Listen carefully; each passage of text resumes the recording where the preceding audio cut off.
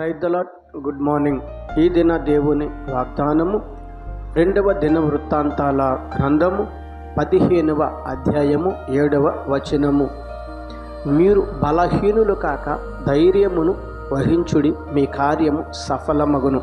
ఆ దినము దేవుని ఆత్మ మరి ఓదేదు కుమారుడైన అజర్యా మీదకు రాగా ఆశావారికిని మరి యూదులందరికీ ఆయన పరిశుద్ధాత్మ ప్రేరేపణ గలవాడై చెబుతున్నాడు.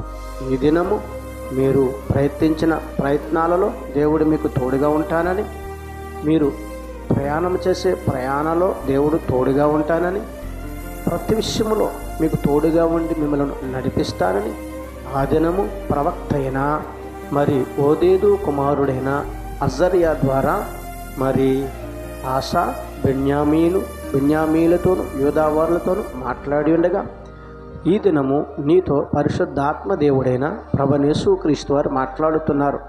నీవు బలహీనుడువు కాకు, భయపడొద్దు, ఆందోళన చెందొద్దు.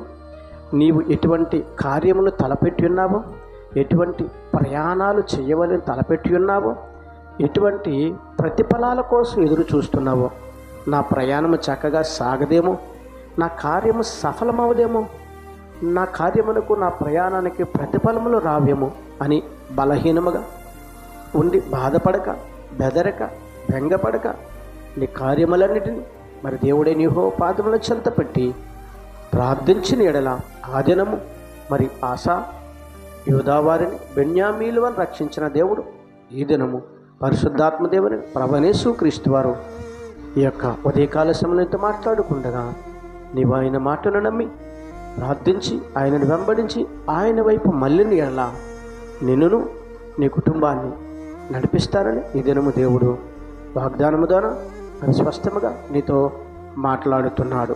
ఆమెన్.